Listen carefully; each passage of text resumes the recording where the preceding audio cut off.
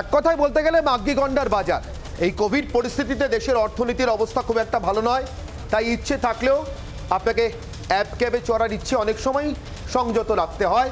আপনি বেছে নেন বাস, বেছে নিতে বাধ্য হন, আপনার বাড়ির প্রিয়জনটিও বেছে নিতে বাধ্য হন। কিন্তু যে বাসে আপনি চড়ছেন, আপনার বাড়ির প্রিয় মানুষটি চড়ছেন, যে বাসে বাড়ি থেকে বেরোচ্ছেন এবং যে বাসে বাড়িতে ফিরে আসবেন বলে আপনি আশায় আশায় গালে হাত দিয়ে বসে থাকছেন, সে বাস কি আপনাকে বাড়িতে ফেরাতে নাকি অন্য কোনো ঠিকানায় পৌঁছে দিতে? প্রশ্নটা উঠছে গতকাল এ শহরের বুকে, এ রাজ্যের রাজধানী এলাকাতে, অর্থাৎ দরিনা ক্রসিং, সেখানে ঘটে যাওয়া একটা দুর্ঘটনার পরে শহরের রাস্তার উপর দিয়ে, বুকের ওপর দিয়ে প্রত্যেক দিন ছোটে একটি যমদূত, যে বাসটার মালিক গত হয়েছেন 12 বছর আগে, যার সব কাগজ ফেল করে গেছে অন্তত 4 বছর আগে। আর আমাদের অন্তর্তদন্ত বলছে এমন বাসের সংখ্যা একটা দুটো নয়, কত কেউ জানে। রাজ্যের পরিবহন মন্ত্রী বলছেন বাসটায় রিসোল টায়ার লাগানো ছিল, ফরেন্সিক রিপোর্ট বলছে বাসটার ব্রেক ফেল ছিল। এমন বাসের সংখ্যা এ রাজ্যে, এ শহরে, এ রাস্তায় কত কেউ জানেন না।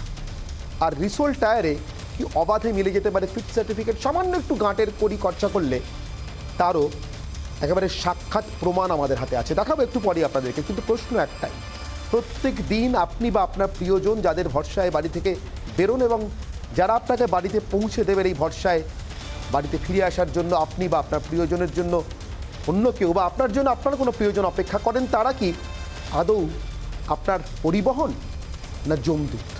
আমাদের একটি বিশেষ প্রতিবেদন।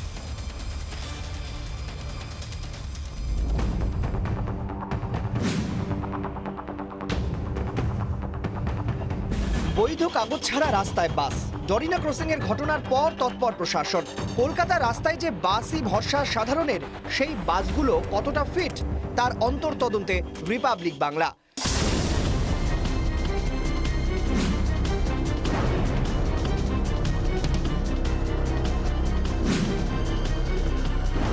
স্টিং অপারেশনে উঠে এলো চাঞ্চল্যকর সব তথ্য।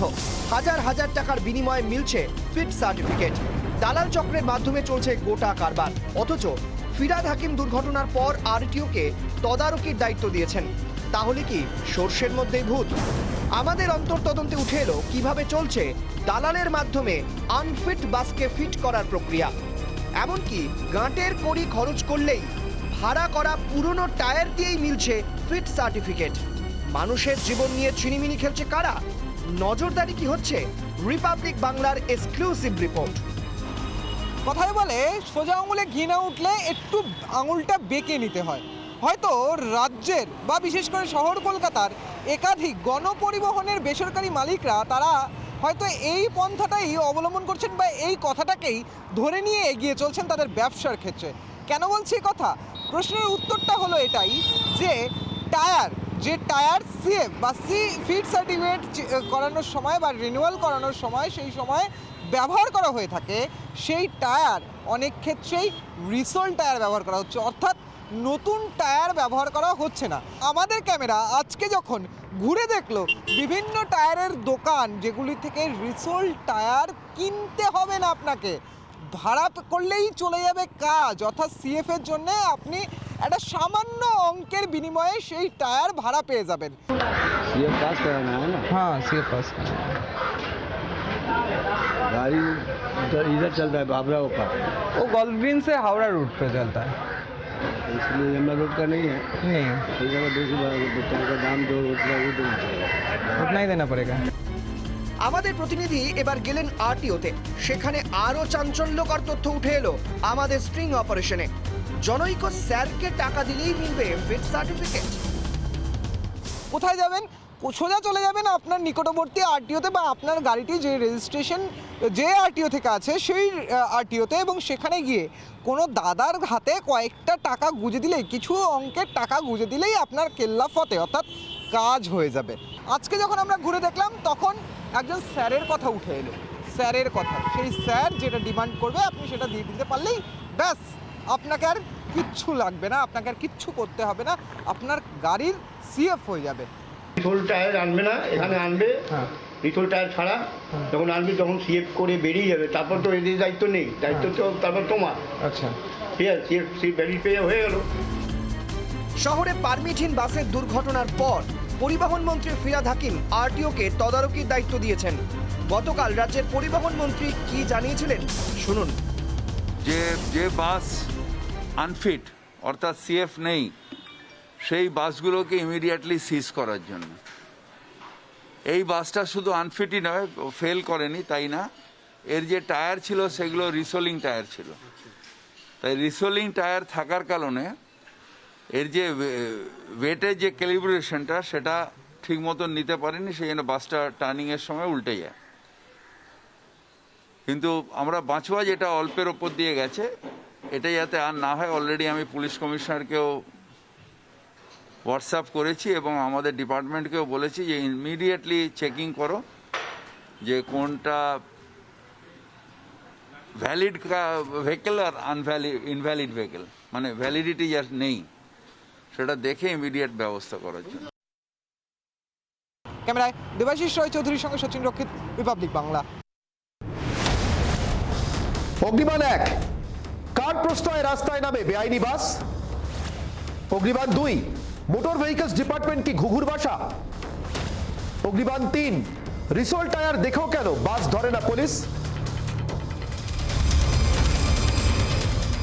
আর এই মূল প্রশ্নগুলো নিয়েই শুরু করছে আজকের বিতর্ক অনির্বাণের অগ্নিবাণ। আমার সঙ্গে যে উপস্থিত অতিথিরা রয়েছেন তাদের সঙ্গে আপনাদের একে একে পরিচয় করে দিয়ে। আমার সঙ্গে রয়েছেন টিটো সাহা, সাধারণ সম্পাদক সিটি সাবারবান বাস সার্ভিস। আমার সঙ্গে রয়েছেন রুবি মুখার্জি, বিজেপির মুখপাত্র এবং আইনজীবী। আমার সঙ্গে রয়েছেন সুদীপ্তা রায় চৌধুরী, রাজনৈতিক বিশ্লেষক। আমার সঙ্গে রয়েছেন অঙ্কনা সাহা, নিত্যযাত্রী, এবং পার্থপ্রতিম বিশ্বাস, অধ্যাপক। আমি প্রত্যেকের কাছে যাব, কিন্তু সবার আগে টিটোবাবু আমি আপনার কাছে আসছি। এভাবে প্রাণ হাতে করে এই শহরের বা রাজ্যের রাজধানীর মানুষকে, এবং আমি জানি না জেলাতে ছবিটা বোধহয় আরও খারাপ, যদি রাজধানীর ছবি হয় প্রত্যেক দিন বাড়ি থেকে বেরোতে হবে আর ফিরতে হবে, এর নাম ব্যবসা।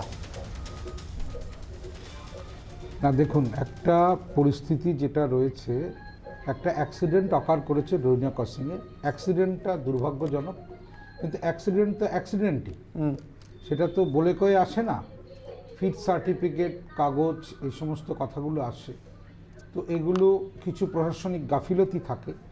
তো আমরা যেগুলো দীর্ঘদিন যাবৎ বলে আসছিলাম রাজ্য সরকারকে, আফটার করোনা পরিস্থিতিতে যেভাবে গণপরিবহনের মাজাটা ভেঙে গেছে, সেখানে দাঁড়িয়ে কিছু আর্থিক সাহায্য, 2019 সালে সিএফের 1500 টাকা ফাইন নিয়ে স্বাস্থ্য পরীক্ষার সার্টিফিকেট নবীকরণের সুযোগ দেওয়া, এগুলোর ক্ষেত্রে আমরা কিন্তু সরকারের কাছে উদাসীনতা পেয়েছি। সরকারের কাছ থেকে উদাসীনতা পেয়েছেন আপনারা, আমি মানলাম, ধরে নিচ্ছি আপনাদের কথা। তার জন্য 4 বছর আগে যে বাসটার সব কাগজের সব মেয়াদ শেষ হয়ে গেছে, যে বাসটার মালিক এই মুহূর্তে কেউ জানে না কে তার মালিক, অর্থাৎ একটা ভুতুরে বাস, সেই বাসটা সাক্ষাৎ জমদূত হয়ে শহরের বুকে প্রত্যেকদিন রাস্তায় নামছে। একটা শহর না, টুইন শহর, যমজ শহর, কলকাতা আর হাওড়া। মানে মানুষের প্রাণের তার মানে কোনো দাম থাকবে না, সরকার তাকাচ্ছে না বলে আপনাদের দিকে।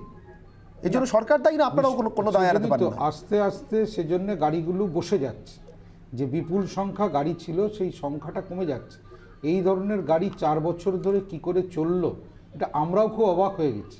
চিঠিবাবু, আমার সোজা সাপটা প্রশ্ন আপনার কাছে। আচ্ছা বলুন তো, এই গাড়ি কি মানে আপনি বলতে পারবেন বুকে হাত দিয়ে হলফ করে যে এমন ইনস্ট্যান্স একটাই, মানে এই মুহূর্তে এই শহরের বুকে, হাওড়া শহরে বা অন্য কোনো শহরে এমন গাড়ি আরও চলছে না, কথা আপনারা হলফ করে বলতে পারবেন ইউনিয়নের তরফ থেকে? না, 4 বছর ফেল গাড়ি আমার মনে হয় না চলছে। একটা দুটো কি হলো না হলো, এগুলো প্রশাসন তো প্রতি মুহূর্তে তার ক্যামেরায় দেখছে গাড়িটা, এবং পরিবহনের বাহন দিয়ে তো সবসময় চেক করা যায়, গাড়ির নাম্বারটা দিয়ে চেক করলেই তো পুলিশ দেখতে পায়। আর দ্বিতীয় কথা হচ্ছে, আরটিওগুলোতে সমস্ত রেকর্ড রয়েছে, সেই রেকর্ড দেখে যদি সেই গুমটিগুলোতে বলে দেওয়া হয় যে এই গাড়িটার এই ফেল আছে সুতরাং চলবে না, তাহলে গাড়িটা চলবে না। এটা খুব ইজি। সরকার এবং প্রশাসন না চাইলে এমন গাড়ি চলতে পারে রুবি দেবী? অবশ্যই না। সরকার এবং প্রশাসনের শস্যের ভেতরে ভূত যাকে বলে আর কি, পয়সা কড়ি নিয়ে এ তো হামেশা হয়। আপনারা জানেন কিনা জানি না, আলিপুর জাজেস কোর্টের ভেতরে ফিটনেস সার্টিফিকেট দেওয়ার ব্যবস্থা আছে। ওখানে অনেক কয়েকশো গাড়ি দাঁড়িয়ে থাকে এবং 2 মিনিট করে করে এক একটা গাড়ির ফিটনেস চেক হয়। কিভাবে চেক হয় আমি জানি না। ফিটনেস বলতে কি, এখন একটা প্রপোজাল ছিল যে আনঅথরাইজড অল্টারেশনে 1 লাখ টাকা ফাইন। এটা যে কোনো দিন হয়তো চালু হয়ে যাবে। আমি এক্ষুনি টিটুবাবুর সঙ্গে কথা বলছিলাম, উনি বললেন যে কোনো দিন চালু হয়ে যাবে। তাহলে এই রিসোলিং টায়ারটা কি আনঅথরাইজড অল্টারেশন নয়, কেননা টায়ার তো আপনার নর্মাল নতুন থাকতে হবে। কি করে এগুলো পুলিশ এবং আরটিও এটাকে সার্টিফিকেট দিচ্ছে এবং চলতে দিচ্ছে দিনের পর দিন। আমার বাড়ির লোকেরা যাবে বাইরে, আমার লোকেরা বাড়িতে ফিরে আসবে তাদের কর্মক্ষেত্র থেকে, এবং আমি তখন গালে হাত দিয়ে বসে থাকবো যে সে বেঁচে ফিরবে না তার খবর পাবো আমি যে অন্য কোনো খবর। কেননা আজকাল যে সমস্ত গাড়িগুলো চলে, আর সব থেকে মজার কথা কি জানেন, আপনার গাড়ি ফিটনেসের জন্য আপনি অ্যাক্সিডেন্ট করলেন, কিন্তু সেই গাড়িটার অনেক কিছুই আপনাদের ফাইন আছে, অনেক কিছু কম্পেনসেশন আছে, কিন্তু ব্রেক ফেলের জন্য যদি কোনো অ্যাক্সিডেন্ট হয় তবে কিন্তু কোনো ফাইন নেই, আজ পর্যন্ত নেই। এবার আমি যখনই অ্যাক্সিডেন্ট করলাম, অ্যাক্সিডেন্ট করে খুব ইজিলি যেটা করা যায় ব্রেকের তারটা ছিঁড়ে ফেলে দেয়া, বলাই যেতে পারে ব্রেক ফেল, রিসোলিং টায়ার নয়, তাহলে কি করব? আমি পার্থপ্রতিম বাবুর কাছে যাব। পার্থপ্রতিম বাবু, যে কথাটা উঠে আসছে টিটোবাবুর কথার সূত্র এবং রবিদেবীর কথার সূত্র, যদি ধরেই নি যে এক শ্রেণীর অসাধু পরিবহন ব্যবসায়ী, তারা সরকার তাদের দিকে মুখ ফিরে তাকাননি বলে তারাও মানুষের দিক থেকে মুখ ফিরিয়েছেন, তারা রাস্তায় এমন জমদুৎসব নামিয়ে দিচ্ছেন, যারা বাড়িতে নয় অন্য কোনো ঠিকানায় পৌঁছে দেবে তাদেরকে, দিতে পারে যে কোনো মুহূর্তে, শুধু তাদেরকে নয় যারা বাসে চড়ছেন, যারা বাসে চড়েননি হয়তো নিরীহ পথচারী রাস্তার পাশে দাঁড়িয়ে আছেন তাদেরকেও। কিন্তু আমার প্রশ্ন, যারা এটা দেখবার জন্য রয়েছেন তারা, অর্থাৎ এই শহরে যে সরকার রয়েছে, যে প্রশাসন রয়েছে, যে পুলিশ রয়েছে, কলকাতার পুলিশ ট্রাফিক সার্জেন্ট এরা তো নাকি পৃথিবী বিখ্যাত, তাদের নজর এড়িয়ে আমি বলছি পার্থবাবু, একটা বাস, পার্থপ্রতিমবাবু, একটা বাসও কি 4 বছর লাইসেন্স ফেল, সমস্ত কাগজ ফেল, এ রাস্তায় চলতে পারে? মানে এটা আপনার বিশ্বাস হচ্ছে? অনির্বাণ, সত্যি এটা বিশ্বাস করা কষ্ট। আপনি যে কথাটা বললেন তার মধ্যে দুটো কম্পোনেন্ট অন্যায় লুকিয়ে আছে। একটা হচ্ছে গাফিলতি, আর গাফিলতি হচ্ছে যেটা বাস চালাচ্ছিলেন অর্থাৎ বাস মালিক তাদের তরফ থেকে, আর দুর্নীতি হচ্ছে যে এই যে বাস চালনাকে নিয়ন্ত্রণ করে যারা, নিরাপদে যাত্রী পরিবহন নিয়ন্ত্রক ভূমিকা যাদের থাকার কথা আমাদের সেই রাজ্যের প্রশাসন। ফলে এখানে ইম্পর্টেন্ট পার্ট হচ্ছে যে যদি শুধু গাফিলতি হতো এক জিনিস, গাফিলতির সাথে যদি দুর্নীতি কাপলড হয় তাহলে বিপদের মাত্রাটা আরো অনেক বেশি বেড়ে যায়। এবং আমি বলছি গণপরিবহনের ক্ষেত্রে এই গাফিলতি বলুন বা দুর্নীতি বলুন, যেটা আমাদের বাড়তি ভাবনার বিষয়। দেখুন, আমি আপনাকে বলছি, আলোচনা ডাইভার্ট না করেও, যে আমাদের নর্থ বেঙ্গলের যে ডিরেলমেন্টটা হলো, সেখানে যে ইঞ্জিনটা রান করছিল সেটা ফিট টু রান কিনা এই সার্টিফিকেটও তার নেওয়া হয়নি, পরে বোঝা গেছে এখনো পর্যন্ত। এখন আজকের আপনি যে আলোচনাটা করছেন সেই বাসটা ফিট টু রান ছিল না, সেটাই হচ্ছে বোঝা যাচ্ছে। তাহলে এখানে দাঁড়িয়ে যে এই যে স্বাস্থ্য পরীক্ষা বলতে আমরা যা বোঝাই, যে আমাদের গণপরিবহনের ক্ষেত্রে পরিকাঠামোর স্বাস্থ্য পরীক্ষা এবং পরিবহন যান যেগুলো আছে তার স্বাস্থ্য পরীক্ষা, সেটা হচ্ছে প্রশ্নের মুখে পড়ছে। এবং আমাদের কলকাতা শহরের কথা আপনি উল্লেখ করছিলেন যে 85% অফ দি এন্টায়ার ফ্লিট সেটা হচ্ছে যে আমাদের প্রাইভেট সেক্টর, মানে অর্থাৎ বেসরকারি পরিবহন, আর 15% হচ্ছে সরকারি ক্ষেত্রে আছে।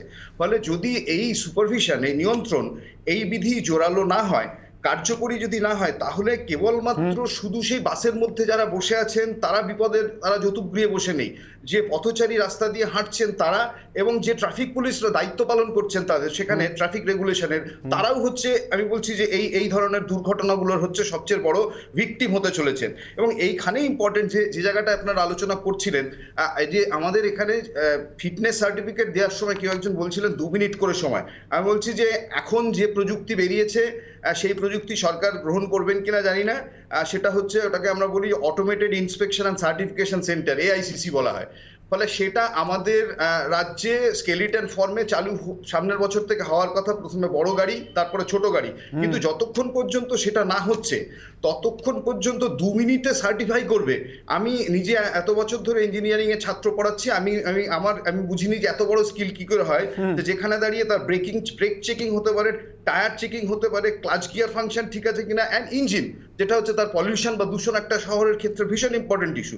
ফলে এই 4-5টা জিনিস, আমি অন্য জিনিস ছেড়ে দিলাম যে সাসপেনশন, অ্যাক্সেল ইত্যাদি ইত্যাদি, বডি, ফলে সেসব ছেড়ে দিয়ে ন্যূনতমটুকু পরীক্ষা করতে গেলেও 2 মিনিটে হয় না। ফলে আমাদের কলকাতা শহরের সেই পরিকাঠামোই নেই, বা হাওড়া কলকাতা মিলিয়ে, যে যদি আপনি নিয়মিত ওয়ান্স ইন এ ইয়ার যদি আপনি সার্টিফিকেশন সত্যি করতে চান আন্তরিকভাবে, সৎভাবে, তাহলে সেটাও করা সম্ভব না। এবং এইটা কিন্তু একমাত্র দায়িত্ব হচ্ছে যে আমাদের রাজ্য প্রশাসনের, যাদের আসলে এই নিয়ন্ত্রক ভূমিকাটাই থাকার কথা। আনফরচুনেটলি আমি বলছি যে কি বাস কি রাস্তা কি সেতু সর্বক্ষেত্রে আমি দেখছি এই স্বাস্থ্য পরীক্ষার ক্ষেত্রে একটা বেহাল অবস্থা, এবং যার ভিকটিম হচ্ছে আমাদের সাধারণ মানুষ প্রত্যেক দিন এই এই এই জায়গাটা। এবং রিসোল টায়ার মারাত্মক অনির্বাণ। শুধু আমি একটা জিনিস আমি বলছি যে আপনারা অনেকেই জানবেন যে যে টায়ার প্রেশার সাধারণত একটু জোরে উঁচু করে একটাই কারণের জন্য ড্রাইভাররা, যে যাতে হচ্ছে যে গাড়িটা একটু জোরে রান করানো যায়, ফলে তা নাহলে যত টায়ার প্রেশার কমবে তত হচ্ছে ফুয়েল এফিসিয়েন্সি কমে, তার মাইলেজ কমে যায়। ফলে এই যে উঁচু টায়ার প্রেসারে অথচ পুরনো রিসোল্ড টায়ার, এটাকে নিয়ে যখনই আপনি চলছেন এবং স্পেশালি কোনো টার্নিং এ যদি পড়েন কার্ভেচারে, তাহলে সেই টায়ারের অবস্থা দফারফা হয়ে যাওয়ার উপক্রম, এবং সেটা ফেটে যাওয়াটা মোস্ট এক্সপেক্টেড। এবং কালকে কিন্তু টায়ারটা ফেটেছে, বাস্ট করেছে। ডোরিনা ক্রসিং এর যে বাসটি দুর্ঘটনাগ্রস্ত, তার টায়ার বাস্ট করেছে। হ্যাঁ একদম তাই। আপনি বলছি যে কার্ভেচারে টায়ার বাস্ট করলে মারাত্মক পরিণতি হয়। এমনকি আপনি হাইওয়েতে বা এক্সপ্রেসওয়ে গুলোতে, আপনি প্রণব মুখার্জির দুর্ঘটনা মনে থাকবে আপনার, বছর 10 আগেকার, তিনি আমাদের হাইওয়েতে আসছিলেন, ফলে সেখানে যখন তার চাকা ফাটে সামনের, তারপরে সেই গাড়ি হচ্ছে যে রাস্তার থেকে বেরিয়ে গিয়ে উল্টে যায়। আমি বলছি যে ভারসাম্য রক্ষা করাই খুব গাড়ির মুশকিল যদি চাকা ফেটে যায়, এবং সেখানে যদি যত যাত্রী ভেতরে আছে তাদের প্রত্যেকের প্রাণ সংশয়ের সম্ভাবনা ভয়াবহ থাকে। ফলে টায়ারের ক্ষেত্রটা অনেক অনেক বেশি যত্নবান হওয়া উচিত, অনেক বেশি সতর্ক হওয়া উচিত। এবং একজন ইউনিয়ন লিডার বলছিলেন, আমি ওনার সাথে অনেকটাই একমত, যে এই সিচুয়েশনে দাঁড়িয়ে যে এই রিসোল টায়ার লাগানোর প্রবণতা আরো বাড়ছে আমাদের গাড়ির অপারেটিং কস্ট কমানোর জন্য। কারণ আপনারা প্রত্যেকে জানেন যে একটা টায়ার বা 4টে টায়ার 8টা টায়ার করতে গেলেই তার যে খরচ, সেই খরচটাকে সে ভাবছে যে একেবারেই মালিকরা ভাবছেন যে খরচটা তুলতে পারছে না, সুতরাং আমার খরচটাকে এই মানে আমি কমিয়ে দিই, আমি যখন লাভ বাড়াতে পারছি না অন্তত খরচটাকে কমাই। আমি অঙ্কনার কাছে যাব, নিত্যযাত্রী আমার সঙ্গে রয়েছেন, কিন্তু তার আগে অঙ্কনা, কেমন বাসে আপনি রোজ চড়েন, আমি রোজ চড়ি, আমাদের বাড়ির মানুষগুলো চড়েন, আসুন একবার দেখে নিই, একবার বুঝে নিই যে এই বাসটা না হয় অ্যাক্সিডেন্ট হয়েছে, মনে হতেই পারে আমাদের এই ঠান্ডা ঘরে বসে যে যাক আমি যে বাসটা চড়ি সেটা বোধহয় এরকম নয়, গ্যারেন্টি নেই। কিভাবে শোনাচ্ছি আপনাদেরকে, দেখুন। সেই অল বেঙ্গল বাস মিনিবাস সমন্বয় সমিতির সাধারণ সম্পাদক রাহুল চট্টোপাধ্যায়, তার কাছে সরাসরি রিপাবলিক বাংলার পক্ষ থেকে এই প্রশ্ন করছি যে এই বাস রাস্তায় নামলো কি করে। রাহুল বাবু, দুর্ঘটনা খুবই দুর্ভাগ্যজনক, আমরা তার জন্য খুবই ব্যথিত। এটা আমাদেরও প্রশ্ন। আমরা সঙ্গে সঙ্গে দুর্ঘটনার খবর জানার পরেই আমাদের যে district Howrah bus minibus owners association, তার যারা কর্মকর্তা, তাদের সঙ্গে আমি কথা বলেছি, খোঁজ খবর নিয়েছি। এটা ঘটনা যে বাঁকড়া পার সার্কাস ওই বাসটি রুটে চলছে। 2018-র পরে তার চলার মতো মান্যতা নেই, কাগজপত্র ঠিক নেই। 2012 সালে ওই গাড়ির যিনি মালিক, তিনি প্রয়াত হয়েছেন। স্বাভাবিকভাবে সেই গাড়িটির কোনো মালিকানাও নেই। মালিকানা না থাকা সত্ত্বেও, গাড়ির কোনো কাগজপত্র না থাকা সত্ত্বেও রুটে গাড়িটি কিভাবে চলছে সেই খবর আমাদের উপরে না চাপিয়ে আপনারাই গিয়ে খোঁজ নেন, এবং কিভাবে চলছে বা কেন চলছিল, এতদিন ধরে কি করে চলছে কলকাতা শহরের বুকে, তাহলে তার সেই কলকাতা শহরের বুকে এই গাড়ি এরকমভাবে চলে বেড়াচ্ছে অথচ প্রশাসন জানেন না, সেটা প্রশাসনকেও খোঁজ নিয়ে দেখতে হবে। যেগুলো নথিতে চলছে বলে আপনি দাবি করছেন, সেই বাসগুলোর জন্য এটা কতটা আশঙ্কার বা আতঙ্কের কলকাতার রাস্তায় যদি দেখা যায় যে পারমিটহীন গাড়ির সংখ্যা বাড়তে থাকে, কি বলবেন? না, পারমিটহীন গাড়ি তো থাকা উচিত নয়। আমরা তো বারে বারেই বলছি যে বেআইনি গাড়ি বন্ধ করতে হবে, এই দাবি আমাদের থাকে। কিন্তু পরিস্থিতি যেটা 2020-র পরবর্তী 2018-এর সর্বশেষ ভাড়া বৃদ্ধির পরে, এটা আমরা অস্বীকার করতে পারি না যে আমাদের সারা রাজ্যে কত বাস মিনিবাস এইভাবে চলছে, সেটা আমাদের কাছে কোনো পরিসংখ্যান নেই, আমাদের সেই মেশিনারিজ নেই। নিয়ম মতো সমস্ত বৈধ কাগজপত্র থাকা সত্ত্বেও যে গাড়িকে হয়রানি করা হচ্ছে, স্পট ফাইন করা হচ্ছে, ফাইনের বোঝা বৃদ্ধি করা হচ্ছে, সে অঙ্কন আপনি শুনলেন খেয়াল করে, আমার সঙ্গে উপস্থিত যে অতিথিরা রয়েছেন সবাই শুনলেন বোধহয়। রাহুল বাবু কি বলছেন, যে কত বাস মিনিবাস এভাবে রাজ্যে চলছে তার সংখ্যাটা আমরাও ঠিক জানি না, আমাদের কাছে কোনো হিসেব নেই। অঙ্কন এবার বলুন, কি মনে হচ্ছে রোজ রাস্তায় বেরোতে এরপরে ভয় করবে কিনা? একদমই অনির্বাণ, যেটা তুমি বলছো আমিও একমত, কিন্তু আমি একটা কথা মনে করি, যেটা প্রথমে উনি বললেন যে অ্যাক্সিডেন্ট ইজ অ্যাক্সিডেন্ট, সেটা আমরা বুঝতে পারছি, কিন্তু যখন আমি কোট আনকোট একটা কথা যেটা বলছি, আনফিট একটা গাড়িকে আমি ট্যাগ দিচ্ছি আনফিট এবং রিসোলিং টায়ার, এই শব্দগুলো যখন আমি ব্যবহার করছি, তখনই আমি বুঝতে পারছি যে এই গাড়িটা বা এই ভেহিকেলটা কিন্তু রাস্তায় চলার জন্য প্রাচুর্য নয়। তখন অ্যাক্সিডেন্টটাকে আমাকে খালি অ্যাক্সিডেন্ট হিসেবে দেখলে হবে না। না, সেটা কিন্তু একটা ডেলিবারেট আইডিয়া হয়ে যাচ্ছে, যেটা সাধারণ মানুষের জীবন নিয়ে ছিনিমিনি খেলা। এটা কিন্তু আমরা আর অ্যাক্সিডেন্ট বলছি না। অ্যাক্সিডেন্ট তখনই যখন অ্যাক্সিডেন্টের মতন হয়, রাস্তা দিয়ে আমি চলছি, একটা কেউ আমাকে এসে মেরে দিল, সেটা অ্যাক্সিডেন্ট। সেটা কিন্তু যখন আমি দেখছি আমার যে গাড়িটা আমি রাস্তায় বার করছি, সেটা টায়ারটা ডিসোলিং, একটা আনফিট ট্যাগ লাগাচ্ছে, যেটা আনফিট গাড়ি রাস্তায় চলছে, সেটাকে আমি অ্যাক্সিডেন্ট বলছি। আজকে বরযাত্রী যাচ্ছে, সাধারণ মানুষও যেতে পারতো। বরযাত্রীরা যখন একটা বাস ভাড়া করছে, বিয়ের জন্য একটা পর্যাপ্ত পরিমাণে টাকা দিয়ে বাসটা ভাড়া করা হয়েছে, সেখানে তারা গন্তব্যস্থলে পৌঁছাবে, সবকিছু ঠিক আছে, একটা আনন্দের জায়গায় যাচ্ছে, সেখানে যদি ঘটনায় এরকম একটা পরিস্থিতি সাধারণ মানুষকে ফেস করতে হয়। কারণ আমি একটা টাকা দিয়ে যখন বাস বুক করব, আমি কিন্তু সেই টাকাটা আমাকে কি এবার বরযাত্রী বা যারা বাস ভাড়া করেছে তাদের এটা জানা সম্ভব না যে গাড়িটা আনফিট কি ফিট, সেটা দেখার দায়িত্ব প্রশাসনের বা যে ডিপার্টমেন্টে যারা রয়েছে তারা। আমরা সাধারণ মানুষ, কিন্তু প্রত্যেক দিনই আমরা দেখছি কিছু না কিছুতেই সাধারণ মানুষ, রাজা যুদ্ধ করে উলেখা প্রাণ যায়, সাধারণ মানুষ কিন্তু সেরকমই হয়ে যাচ্ছে। মানে সাধারণের জন্যই একেবারে অঙ্কন, আমি আপনার সঙ্গে একমত, সাধারণের জন্যই এই অসাধারণ মৃত্যুর আয়োজন। আমি সুদীপ্তার কাছে যাই। সুদীপ্তা, অনেকগুলো প্রশ্ন এসছে, কিন্তু যেটা আমাকে সব থেকে বেশি ভাবালো, যার পরে আমি অঙ্কনার কাছে গেলাম, নিত্যযাত্রী হিসেবে তার কাছে গেলাম, এবং আমাদের ঘরে ঘরে আমরা প্রত্যেকেই আমাদের যাদের বাড়িতে এমন নিত্যযাত্রীরা রয়েছেন তাদেরও বোধহয় একটা প্রশ্ন, এই রাজায় যুদ্ধ, অর্থাৎ একদিকে সরকার, অন্যদিকে পরিবহন ব্যবসায়ীরা, ভাড়া বাড়ানোর দাবি, ভাড়া না বাড়ানো, সেটাও নাকি সাধারণেরই স্বার্থে। সাধারণের স্বার্থ পূরণ হচ্ছে এভাবে আনফিট বাস রাস্তায় নামিয়ে। সুদীপ্তা, আমি আনইন্টারাপ্টেড কথা বলবো, কিন্তু খানিকক্ষণ। হ্যাঁ প্লিজ বলুন। হ্যাঁ, প্রায় দীর্ঘ 10 বছর ট্রান্সপোর্ট ডিপার্টমেন্টে থাকার কারণে আমি এই ট্রান্সপোর্টের বিষয়টা ভালোভাবে জানি। বামফ্রন্ট একটা ফিডব্যাক আসছে, পিসিআর দেখে নিন, ফিডব্যাক আসছে প্রচন্ড। হ্যাঁ, দীর্ঘ 10 বছর ধরে আমি দেখেছি বামফ্রন্ট সরকার তার যাওয়ার শেষের আগে JNNURM প্রকল্পের সঙ্গে যুক্ত করে WBTIDC থেকে বেশ কতগুলি বাস রাস্তায় নামিয়েছিল, যার মালিক এবং মালিকানা নিয়ে অনেক দীর্ঘ টানাপোড়েন সমস্যা সরকারের সাথে এদের ছিল। এবং এই প্রতিটি বাস আজকে রাস্তার মনে ফিট আনফিট এই সমস্ত হয়ে দাঁড়িয়ে আছে, এইরকম মৃত্যু দূর হয়ে চলছে। তৎকালীন চেয়ারম্যান ট্রান্সপোর্ট ডিপার্টমেন্টের WBTIDC চেয়ারম্যান 2018 সালের মন্ত্রী, সেই সময় মন্ত্রী ছিলেন শুভেন্দু অধিকারী মহাশয়কে বলেছিলেন এই বিষয়গুলি সম্বন্ধে আপনি অবগত হন এবং আপনি সিদ্ধান্ত নিন। কোন অজ্ঞাত কারণে নীরব থাকলেন এবং বারংবার অনুরোধ করা সত্ত্বেও সাধারণ মানুষের জীবন সম্বন্ধে তিনি একটু অবগত হলেন না এবং সচেতন হলেন না। সেই ইতিহাসে সেই কারণটাই ব্যক্ত করতে পারবো না। তবে এই সমস্যা বহুদিনের, এটা আজকের সমস্যা নয়। এবং রাজ্য সরকার কিন্তু সাধারণ মানুষের ভাড়ার হাত থেকে সমস্যা থেকে বাঁচানোর জন্যই বারংবার বসতে চেয়েছিল। কারণ ভাড়ার চাপ যদি পরে সাধারণ মানুষের সমস্যা হবে, আবার এদের যাতে এই সুদীপ্তা, এটা কোন লজিকে যে ভাড়া বাড়লে সাধারণ মানুষের অসুবিধা হবে আর মানুষটা বাড়িতে না ফিরলে কি খুব সুবিধা হবে? সুদীপ্তা, মানুষটা বাড়িতেই যদি না ফেরেন তাহলে কি খুব সুবিধা হবে?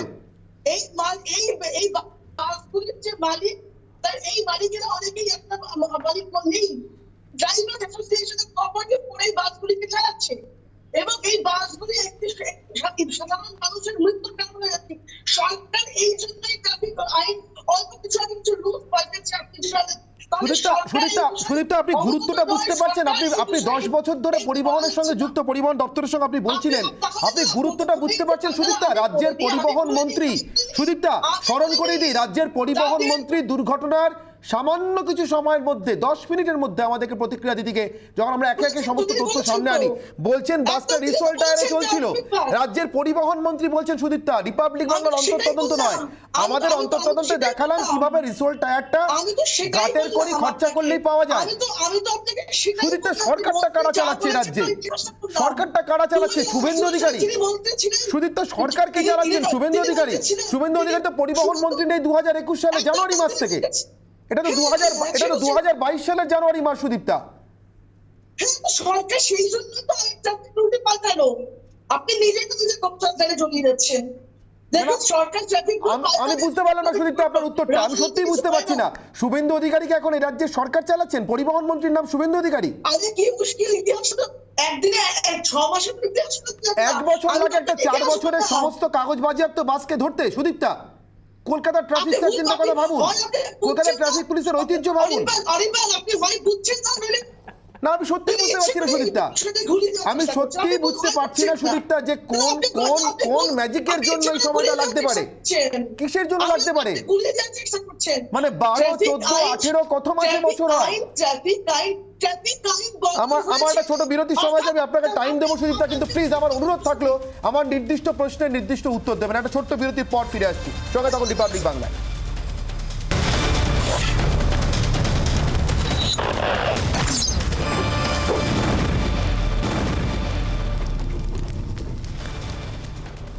বিরতির পর আবারও ফিরলাম আমাদের আজকের বিতর্কে, এবং সেই বিতর্কে আমি কিছুক্ষণ আগেই সুদীপ্তা শুভেন্দু অধিকারীর কথা বলছিলেন।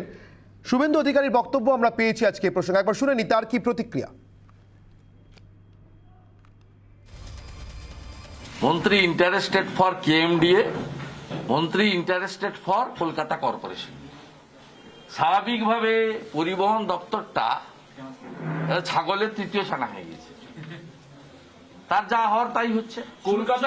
আর এই সমস্ত সিএফ, আপনার পারমিট, ইন্স্যুরেন্স, এগুলো চেকিং এর দায়িত্ব আমি কাউকে গার্ড করছি না, কমপ্লিটলি পুলিশকে মমতা ব্যানার্জি সরকার আসার পরে দিয়ে দিয়েছে। এটা মোটর ভেহিকেল ইন্সপেক্টরের হাতে খুব লিমিটেড পাওয়ার আছে। আর কলকাতা কমিশনারেটের ক্ষেত্রে, মানে পুলিশ কমিশনারেটের ক্ষেত্রে পুরোটাই দায়িত্ব দেওয়া আছে একদম সার্জেন্ট লেভেল পর্যন্ত।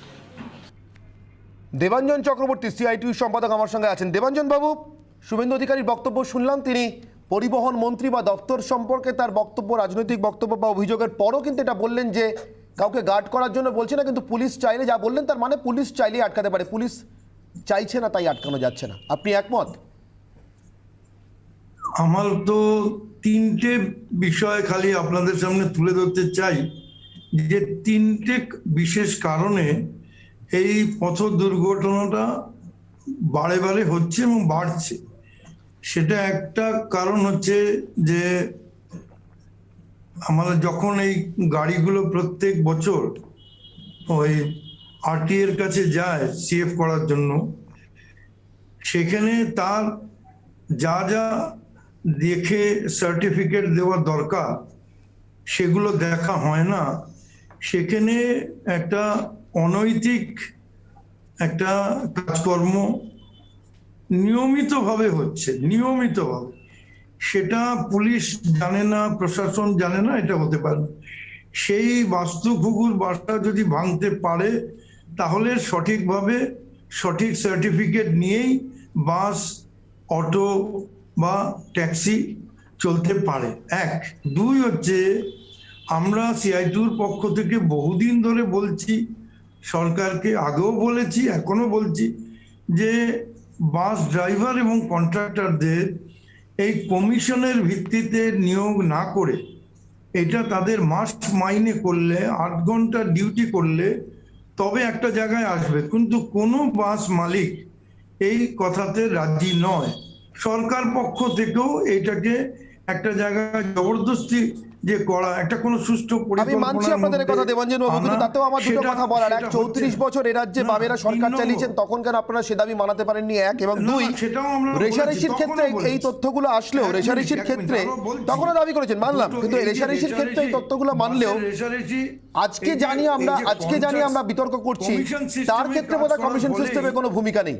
সেখানে একমাত্র ভূমিকা কোনো কাগজ ছাড়া কি করে রাস্তায় বাস চলছে। আমি দেবাঞ্জন বাবু সুদীপ্তার কাছে আরেকবার যাবো। সুদীপ্তা, আমার নির্দিষ্ট প্রশ্ন, কলকাতার পুলিশ না চাইলে, কলকাতার ট্রাফিক পুলিশ না চাইলে এই বাসটার, আমি ধরে নিলাম এটাই একমাত্র বাস, 4 বছর ধরে রাস্তায় নামা সম্ভব ছিল, হ্যাঁ কি না? আমি আপনাকে তার আগে একটা প্রশ্নের উত্তর দেবেন, হ্যাঁ কি না? ট্রাফিক রুলস এই রাজ্যে পাল্টেছে, হ্যাঁ কি না? তাতে আমার কি লাভ হয়েছে? তাতে আমার কি লাভ হয়েছে সুদীপ্তা? সুদীপ্তা এই শোটা অ্যাঙ্কার করছে আমি, সুতরাং প্রশ্ন করবো, আমি উত্তর দেবেন আপনি আমার প্রশ্ন করবেন না। আপনাকে আমি প্রশ্ন করলাম একটা সোজা প্রশ্ন, পুলিশ না চাইলে বাসটা চলে কি চলে না? ট্রাফিক রুল চেঞ্জ করে কি লাভ সুদীপ্তা? বছরে কবার চেঞ্জ হচ্ছে তা দিয়েই বা কি লাভ? যদি সাধারণ মানুষকে প্রাণ হাতে করে বেরোতে হয়। ট্রাফিক আইন যদি চেঞ্জ না হয়, যদি আরো শক্তপোক্ত না হয়, তাহলে আপনি ট্রাফিক আইন কে চেঞ্জ করবে সুদীপ্তা? 10 বছর ধরে কারা আছে সরকারে? তাহলে চেঞ্জ হওয়ার পরে অবস্থা কেন সুদীপ্তা? অনির্বাণ, আমি দেখছি কিছু টাকা দিয়ে যদি আনফিট গাড়িকে ফিট করা যায়, তারপর কেউ জখম হলেও কিছু টাকা দিয়ে সেটা দিলেই মিটে যাবে। সুদীপ্তা আপনি কার পক্ষে বলছেন আমি জানি না, আপনি বাসে চড়েন কিনা আমি সেটাও জানি না, কিন্তু আমার ধারণা সুদীপ্তা যা দেখিয়েছি আজকে আপনিও বিবেকের কাছে অস্বীকার করতে পারবেন না, এবং বাসে চড়ার আগে এরপর আপনারও বুকটা কাঁপবে যে বাসটায় উঠছি, এই বাসটায় বাড়িতে গিয়ে নামবো বা ডেস্টিনেশনে গিয়ে নামবো না অন্য কিছু ঘটবে। অঙ্করা কিছু বলছেন, অঙ্করা প্লিজ। অনির্বাণ, আমি বলছি যে একটা আনফিট গাড়িকে যখন কিছু টাকা দিয়ে ফিট করিয়ে রাস্তায় পাঠিয়ে দেওয়া হচ্ছে, তখন যখন কেউ জখম হবে কিছু টাকা হাতে তার দিয়ে দিলেই তো তাদের মুখ বন্ধ হয়ে যাবে, বা পরবর্তীকালে সেই জিনিসটা চুপ করিয়ে দেওয়া হচ্ছে। তো সাধারণ মানুষকে তো সেইভাবেই করা হচ্ছে। একটা অ্যাক্সিডেন্ট হয়েছে, কেউ মরে যাচ্ছে, 1 লাখ টাকা দিয়ে দেওয়া হচ্ছে, ব্যাস গল্প মিটিয়ে দেওয়া হচ্ছে, তাই না? এই জন্য টাকাই যখন সবকিছুর মুখ বন্ধ করছে, তখন তো আর বাকি কোনো কথাই আর সেখানে আসছে না। সময় একেবারে শেষের দিকে চলে এসেছে, আমি 30 সেকেন্ড করে প্রত্যেকের কাছে যাব। টিটো বাবু, তার মানে অর্থই যত অনর্থের মূল, এক্ষেত্রেও 30 সেকেন্ড প্লিজ। দেখুন, অনেকগুলো মানুষ এসছেন বিভিন্ন পেশার থেকে, অনেক কথা বললেন। একটা জিনিস আমায় বলুন তো, বাসের ড্রাইভার তৈরির কোনো স্কুল কি আছে? কোনো ট্রেনিং সেন্টার আছে? তাদেরকে এডুকেটেড করে তোলার, নতুন গাড়ি কিভাবে চালাতে হবে, কিভাবে ড্রাইভারের সাপ্লাই লাইনটা তৈরি হবে, সেইটা কি আছে? নেই। একটা রুটে কত পারমিট দেওয়া যাবে, কত কিলোমিটার অন্তর একটা গাড়ি রাস্তায় চলবে, আজকে দেখুন পলিউশন কন্ট্রোলের জন্য কত কি করা হচ্ছে। অথচ দেখুন অটো 5টা প্যাসেঞ্জার নিয়ে একটা নির্দিষ্ট দূরত্ব যায়, একটা বাস সেম পলিউশন করে কিন্তু 50টা প্যাসেঞ্জার নিয়ে যায়। কেউ ভাবছে এই কথাটা যে কত বাস যদি বাড়ে পলিউশন কত কমে যায়। আমি প্রত্যেকের কাছে সময় বেঁধেছি, আপনার সময় যেহেতু শেষ, হ্যাঁ আপনার সময় যেহেতু শেষ ছিল, টিটো বাবু আপনার কাছ থেকে আমার সরতে হচ্ছে। রুবি মুখার্জির কাছে যাব। রুবি দেবী, আপনার কাছে আমার প্রশ্ন, অর্থই সব অনর্থের মূল, শুধুমাত্র অর্থের জন্যই মানুষের প্রাণের এত বড় অনর্থের আয়োজন? অবশ্যই। দেখুন, আমরা যখন অনেক ছোটোবেলায়, আমি একজন আইনজীবী, অনেক ছোটোবেলায় যখন আমরা এমএমসি কেস করতাম, তখন আমরা দেখতাম তখন ওই 1,25,000 টাকা দেওয়া হতো। 25,000 টাকাটা প্রথমে দিয়ে দেওয়া হতো, তারপরে বাকি 1 লাখ টাকার জন্য জুতো ঘষে যেত।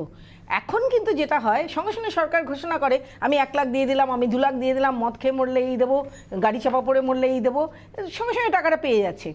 টাকা দিয়ে মুখ বন্ধ করা যেটা হচ্ছে, সেটাকে বন্ধ করা হোক, এবং সত্যি সত্যি ট্রাফিক আইনগুলো পাল্টানো হোক। রাজ্য সরকার যদি টোটাল মনিটরিং করে, আমার মনে হয় না এই ধরনের কোনো দুর্ঘটনা ঘটতে পারে। পার্থপ্রতিম বাবু, 30 সেকেন্ডে, পুলিশ চাইলেই আটকাতে পারে, শুধু কি ওইখানেই সমস্ত যাবতীয় সমস্যার সমাধান ওইখানেই লুকিয়ে আছে? আমি বলছি পুলিশকে চালনা করে তো সরকার, ফলে সরকার যদি এটা মনে করে যে নিরাপদে একটা গণপরিবহন চালানো তার দায়িত্বের মধ্যে পড়ে, তখনই এটা সম্ভব হয়। আর যদি এটা মনে করে যে ভগবানের নামে ছেড়ে দিলাম, যে যে যেরকম পারলো করে খা, তাহলে তার হয় না। ফলে দ্বিতীয়টাই ইনফ্যাক্ট হচ্ছে যে সেখানে দাঁড়িয়ে সরকারের নিয়ন্ত্রণ, বিধিনিষেধ, কি করব না, এই জিনিসগুলো দেখার কেউ নেই। এবং আরেকজন বললেন খুব পার্টিনেন্ট কথা, আমি শুধু একটাই কথা বলি, রিসোল টায়ার ইউজ সবচেয়ে বিপজ্জনক। কারণ গাড়ির যদি ব্রেক ভালোও থাকে, তাহলে ব্রেকিং অ্যাকশন ইনকমপ্লিট থেকে যায় যদি টায়ার রিসোল্ড হয়, এবং পথে ঘাটে দুর্ঘটনার একটা সিংহভাগের কারণেই। এবং লাস্টে আমি বলবো যে যেহেতু আমাদের ড্রাইভাররা বেশিরভাগটাই হচ্ছে নতুন জেনারেশন ড্রাইভার, সেক্ষেত্রে আমাদের যেরকম ফিটনেস সার্টিফিকেটের বাৎসরিক রেওয়াজ রয়েছে, অন্তত 2 বছর অন্তর একটা করে রিফ্রেশার প্রোগ্রাম আমার এই ড্রাইভারদের নিয়ে করা উচিত, যাতে হচ্ছে what to do and what not to do সেই অ্যাওয়ারনেসটাও থাকে, এবং সেই সার্টিফিকেশনটা ড্রাইভারি পেশার একটা ইন্টিগ্রেটেড পার্ট করা উচিত। এইটা আমার একটা সাজেশন, সরকার যদি করে, এবং এটা কিন্তু কিছু কিছু রাজ্যে ভাবা হচ্ছে, এইটুকু আমি বলতে পারি। বেশ, সুদীপ্তা, শেষবারের মতো আপনার কাছে আসছি, আবারও একটাই প্রশ্ন নিয়ে। পুলিশ না চাইলে, আরও বৃহত্তর অর্থে সরকার না চাইলে এমন বেআইনি বাস রাস্তায় নামতে পারে কি? একেবারেই না। আর সরকার চায় না বলেই তো আইনের পরিমার্জন হয়েছে, এবং সেই আইন অচিরেই রাস্তায় নামবে মানুষের জন্য, জনসাধারণের মধ্যে জয়বদ্ধতা থেকেই সরকার কাজ করছে এবং ভবিষ্যতেও কাজ করবে, এবং এই ধরনের সমস্যা যাতে না হয়, কোনো জীবন যেন না যায়, সেটা তো সরকারকে ইনশিওর করতে হবে। সরকার সেই বিষয়ে যথেষ্ট অবগত এবং সরকার সেই বিষয়ে মানুষের পাশেই আছে। আর টাকা তো দিতেই হবে, যে পরিবারে যখন মৃত্যু হচ্ছে তারপর আর্থিক বিড়ম্বনাতেও পরে, সেই আর্থিক সমস্যা কাটানোর জন্য মানুষের হাতে অর্থ যদি না দেওয়া হয় তাহলে তো একটি সংসার না খেয়ে মরবে না। অতএব টাকাটা খুব গুরুত্বপূর্ণ। সময় যেহেতু একেবারে শেষ, আমি দেবাঞ্জন বাবুর কাছে যাবো। দেবাঞ্জন বাবু, আপনার কাছে আমার 30 সেকেন্ডে একটাই প্রশ্ন, সরকার না চাইলে চলতে পারে কি না? সরকার যদি না চায় তাহলে এই ধরনের এই যে অব্যবস্থা টোটাল পরিবহনে, সেই পরিবহনে এই অব্যবস্থা দূর করা যাবে না। যদি সরকার চায় তাহলেই দূর করা যাবে। পুলিশ তো তার যন্ত্র মাত্র, সরকারের নির্দেশ পালন করে। একটা কথা বলে শেষ করি, সেটা কেন্দ্রীয় সরকার যে পরিবহন আইন সংশোধন করেছে এবং যা সেটা লাগু হচ্ছে পশ্চিমবঙ্গে, এটা সাধারণ ওই দু একটা বাসের মালিক বা দু একটা গাড়ির মালিক তারা বাজার থেকে চলে যাবে। যারা গাড়ি তৈরি করে প্রস্তুতকারক কোম্পানি, তারা আজকে ধীরে ধীরে ধীরে ধীরে পশ্চিমবাংলার পরিবহন ব্যবস্থাকে সময় যেহেতু একেবারে শেষ, দেবাঞ্জন বাবু আমাকে শেষ করতে হচ্ছে, শুধু একটাই কথা বলে শেষ করব। রাজনীতি থাকবে, অর্থনীতি থাকবে, কোন সরকারের কি নীতি সেটাও থাকবে, সরকার কি চান সেটা দেখানোর জন্য, তার সদিচ্ছা বোঝানোর জন্য আইন পরিবর্তনও থাকবে। কিন্তু সকলকে সাক্ষী রেখে বোধহয় এটুকু আমরা বলতেই পারি যে আসলে সাধারণ মানুষ কি পান সেটা দেখানোর জন্য বোধহয় পড়ে থাকবে ডোরিনা ক্রসিংয়ের দুর্ঘটনার মতো এই তথ্যগুলো, যেখানে সমস্ত কাগজে ফেল, কিন্তু রাজপথে পাস একটা জমদূত বাস প্রত্যেক দিন শহরে ঘোরে। আরও কত ঘোরে? একাই এই বাসটা ঘুরছিল কি না, নাকি আরও এমন দোসর আছে? তার সমস্ত অন্তর্তদন্ত আমরা করব এবং ততদিন পর্যন্ত করে যাব যতদিন আপনাদের অর্থাৎ সাধারণ মানুষের, নাগরিকের জীবন সুরক্ষিত করতে না পারি। কথা দেখেই রিপাবলিক বাংলার তরফ থেকে আজকে আপনাদের সবাইকে ধন্যবাদ জানিয়ে এই বিতর্কে অংশগ্রহণ করবার জন্য। অনির্বাণের অগ্নিবাণের আজকের বিতর্ক পর্ব শেষ করছি। ফিরে আসছে একটা ছোট্ট বিরতির পর এই মুহূর্তে সেরা ব্রেকিং খবরগুলো নিয়ে। সঙ্গে থাকুন রিপাবলিক বাংলায়।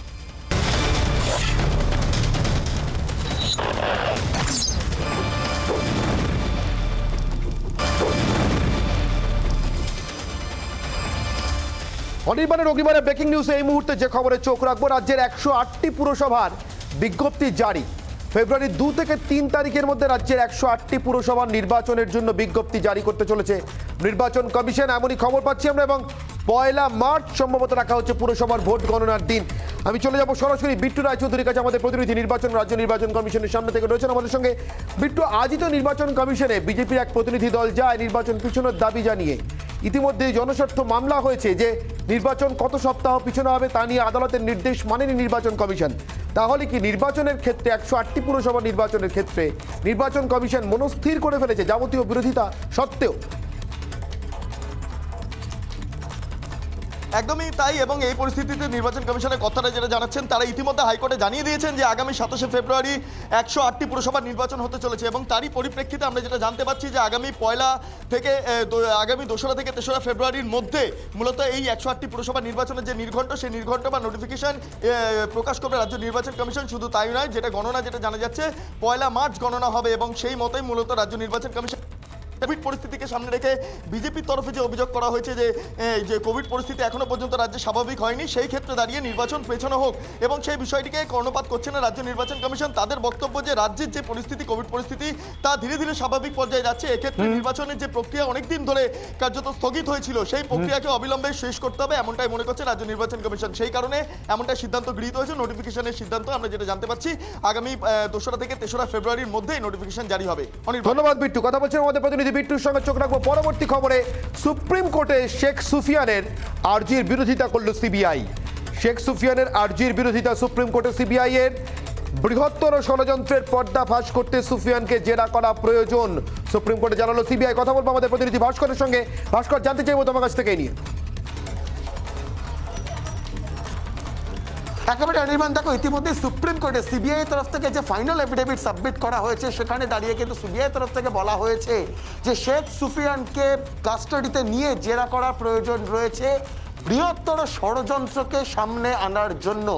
এবং শেখ সুফিয়ানের বিরুদ্ধে যে অভিযোগ রয়েছে সেই অভিযোগকে তিনি মানুষকে উস্কেছেন এমন অভিযোগও রয়েছে এবং সেই কারণেই শেখ সুফিয়ান যে দাবি করছেন সেই দাবির বিরোধিতা করছে সিবিআই এবং যে ফাইনাল এফিডেভিট সাবমিট করা হয়েছে সুপ্রিম কোর্টে সেখানে সিবিআই তরফ থেকে আবেদন জানানো হয়েছে, দাবি করা হয়েছে যে যেন শেখ সুফিয়ানকে কাস্টাডিতে নিয়ে জিজ্ঞাসাবাদ সিবিআই করতে পারে এবং বৃহত্তর ষড়যন্ত্র লার্জার কনস্পিরেসি, একদম কোট আনকোট বলছি অনির্বাণ, এই লার্জার কনস্পিরেসি অর্থাৎ বৃহত্তর ষড়যন্ত্রকে সামনে আনার জন্য যে অভিযোগ সামনে এসেছে সেই অভিযোগের যথার্থতা খতিয়ে দেখার জন্য শেখ সুফিয়ানকে নিজেদের হেফাজতে নিয়ে জেরা করা প্রয়োজন রয়েছে, এমনটাই অভিমত। ধন্যবাদ ভাস্কর। কথা বলছেন আমাদের প্রতিনিধি ভাস্করের সঙ্গে।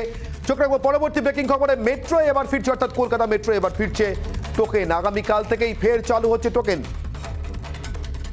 কথা বলবো আমাদের প্রতিনিধি সুখেন্দু সরাসরি রয়েছে নিউজ রুম থেকে আমার সঙ্গে। সুখেন্দু, জানতে চাইবো কলকাতা মেট্রোয় টোকেন ফিরছে, অর্থাৎ কলকাতা মেট্রো কি আবার কোভিড উত্তর পরিস্থিতিতে ফিরছে? দেখো অনির্বাণ, জানিয়ে রাখি যে আজকে মুখ্যমন্ত্রী মমতা বন্দ্যোপাধ্যায় নবান্নের সাংবাদিক বৈঠক করে জানিয়েছেন যে 3 তারিখ থেকে অর্থাৎ বৃহস্পতিবার থেকে স্কুল, কলেজ, বিশ্ববিদ্যালয় খুলে যাচ্ছে। একই সঙ্গে সরকারি এবং বেসরকারি অফিসে 75% হাজিরা থাকতে পারবে, এমনটা তিনি জানিয়েছেন।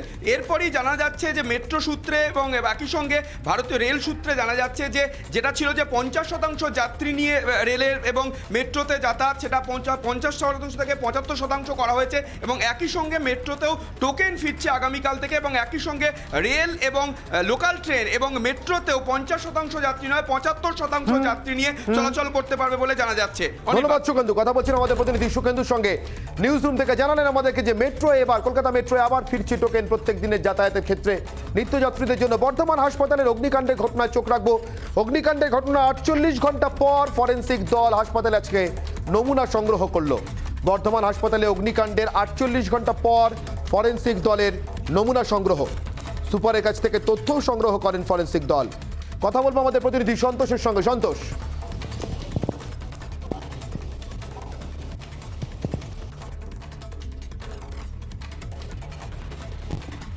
সন্তোষ শোনা যাচ্ছে? না, কোনো কারণে যোগাযোগ বিচ্ছিন্ন হলো সন্তোষের সঙ্গে আমাদের। আমি আরও একবার জানিয়ে রাখি আপনাদেরকে যে বর্ধমান হাসপাতালে আজ ফরেন্সিক দল নমুনা সংগ্রহ করলো এবং অগ্নিকাণ্ডের 48 ঘন্টা পর নমুনা সংগ্রহের সঙ্গেই সুপারের থেকে তথ্য সংগ্রহ করেছে ফরেন্সিক দল। অনির্বাণের অগ্নিমান এখানেই শেষ করছে। এরপর চোখ রাখুন সোজাসুজি স্বর্ণালী।